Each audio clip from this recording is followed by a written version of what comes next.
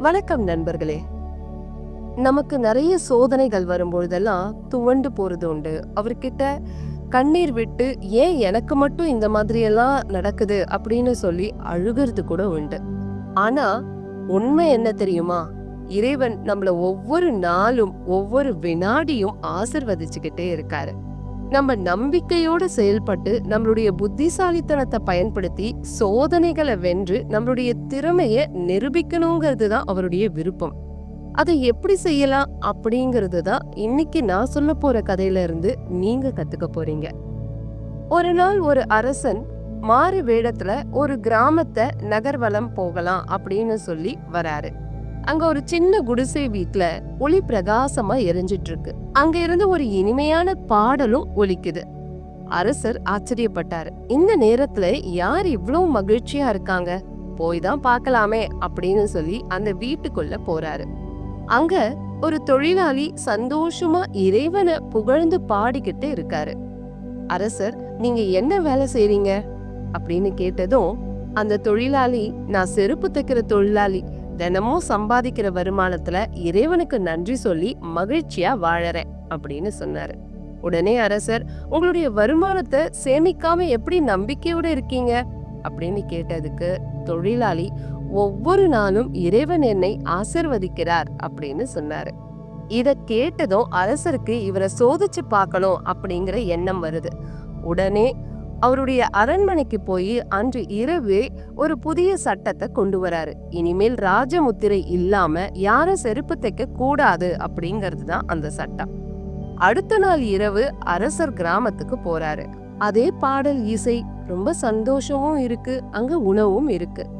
உடனே அரசர், ராஜமுத்திரை இல்லாதவங்க எல்லாம் செருப்பு தைக்க முடியாதே, அப்புறம் இன்னைக்கு எப்படி இதெல்லாம் அப்படின்னு கேட்டாரு. உடனே தொழிலாளி, நான் இன்னைக்கு கிணத்துல இருந்து தண்ணீர் எடுத்து கொடுத்து சம்பாதிச்சேன், ஒவ்வொரு நாளும் இறைவன் என்ன ஆசிர்வதிக்கிறார் அப்படின்னு சொன்னாரு. மறுபடியும் அரசர் இவரை சோதிச்சு பார்த்தே ஆகணும் அப்படின்னு முடிவோட இன்னொரு புதிய சட்டத்தை கொண்டு வராரு. இனிமேல் தண்ணீர் எடுத்து கொடுத்து சம்பாதிக்க கூடாது அப்படிங்கிறது தான் அந்த சட்டம். அடுத்த நாள் இரவு அந்த தொழிலாளியோட வீட்டுக்கு போய் பாக்குறாரு. இன்னைக்கும் அந்த வீட்டுல ஒளி பிரகாசிக்குது, இனிமையான பாடல் கேக்குது, மேஜை மீது உணவு இருக்கு. அரசரால தாங்கிக்க முடியல. நேரா அந்த தொழிலாளி கிட்ட, இன்னைக்கு எப்படிங்க அப்படின்னு ரொம்ப ஆர்வமா கேட்டாரு. தொழிலாளி, இன்னைக்கு நான் மரம் வெட்டி காசு சம்பாதிச்சேன், ஒவ்வொரு நாளும் இறைவன் என்ன ஆசிர்வதிக்கிறார் அப்படின்னு சொன்னாரு.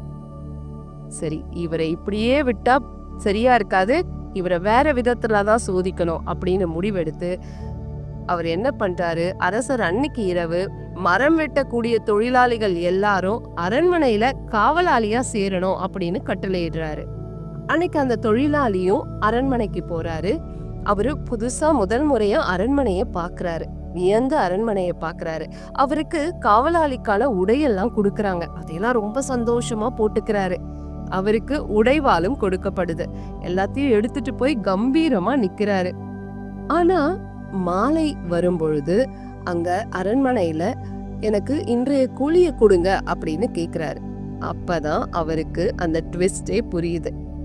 அதாவது அரண்மனையில தினக்கூலி கிடையாது, வாரக்கூலி தான் அப்படின்னு சொல்லி திருப்பி அனுப்பிடுறாங்க. இன்னைக்கு என்ன பண்றாரு அப்படின்னு பாத்துடணும் அப்படின்னு அரசரும் ரொம்ப எதிர்பார்ப்போட கிராமத்துக்கு வராரு. இன்னைக்கும் அந்த வீட்டுல ஒளி பிரகாசிக்குது, இனிமையான இசை கேட்குது, அருமையான உணவு மேஜை மீது இருக்கு. என்னடா இது எப்படி சாத்தியமாகும் அப்படின்னு அரசர் அந்த தொழிலாளி கிட்ட, இன்னைக்கு என்ன வேலை பாத்தீங்க அப்படின்னு சிரிச்சுக்கிட்டே தெரியாத மாதிரி கேக்குறாரு.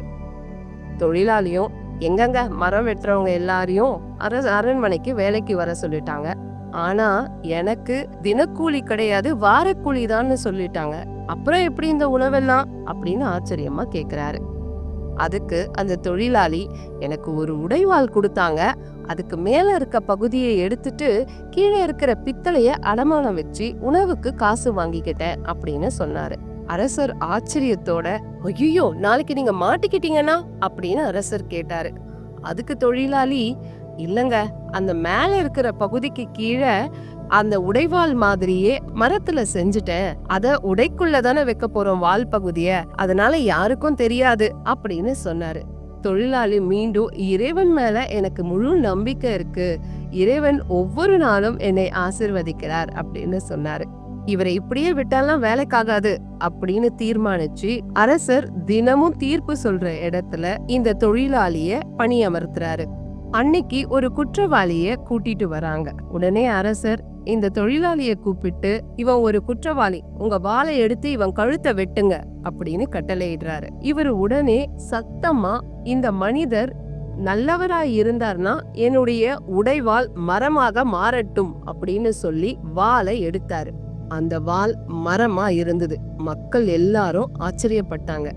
அரசருக்கு ஒரே சிரிப்பு. இவருடைய புத்திசாலித்தனம், இவருடைய திறமை, இவருடைய அந்த விடாமுயற்சி, இறைவன் மீது இவருக்கு இருக்கக்கூடிய அசைக்க முடியாத அந்த நம்பிக்கை, இது எல்லாத்தையும் மனசுல வச்சு அந்த தொழிலாளிய கூப்பிட்டு, இத்தனை நாளா உங்க வீட்டுக்கு வந்துட்டு இருந்தது வேற யாரும் இல்ல, நான் தான் அப்படின்னு சொல்லி, நீங்க இன்னையில இருந்து என்னுடைய ஆலோசகராக வரணும் அப்படின்னு சொல்றாரு. தொழிலாளி ரொம்ப மகிழ்ச்சியோட, ஒவ்வொரு நாளும் இறைவன் என்னை ஆசிர்வதிக்கிறார் அப்படின்னு சொன்னாரு. இந்த கதை வாழ்க்கையில எவ்வளவு வேணாலும் சோதனை வரலாங்க. கஷ்டமான நிலைமையில கூட நம்பிக்கையை இழக்கவே கூடாது. இந்த மனிதர்கிட்ட இருந்த அந்த நன்றி உணர்வும், அசைக்க முடியாத இறைவன் மீது இருந்த நம்பிக்கையும், அந்த புத்திசாலித்தனமா அவர் செயல்பட்ட அந்த விதமும் தான் இவருடைய படைப்பாற்றல் திறமையை வெளிப்படுத்தி வாழ்க்கையில ஒரு சாதாரண செருப்பு தொழிலாளியா இருந்தவர் அரசனினுடைய ஆலோசகராக மாறுகிறார். இப்படித்தான் நம்ம ஒவ்வொருத்தருக்கும் சோதனைகள் வருது அப்படின்னா இறைவன் நம்மள மிக உயரத்துல கொண்டு போய் வைக்கணும் அப்படிங்கிறது தான் அவருடைய மாபெரும் விருப்பம். இறைவனின் ஆசிர்வாதம் என்றென்றும் உங்கள் மீதும் உங்களது குடும்ப உறவுகள் மீதும் இருக்கிறது என்கின்ற நம்பிக்கையுடன் விடைபெறுகிறேன். இந்த வீடியோ உங்களுக்கு பிடிச்சிருந்ததுன்னா லைக் பண்ணுங்க, கமெண்ட் பண்ணுங்க, சேனலை சப்ஸ்கிரைப் பண்ணுங்க. உங்களுடைய நண்பர்கள் உறவினர்களோட ஞாபகமா ஷேர் பண்ணுங்க. ஒவ்வொரு நாளும் இறைவன் நம்மள ஆசிர்வதிக்கிறார். நன்றி. வாழ்க வளமுடன்.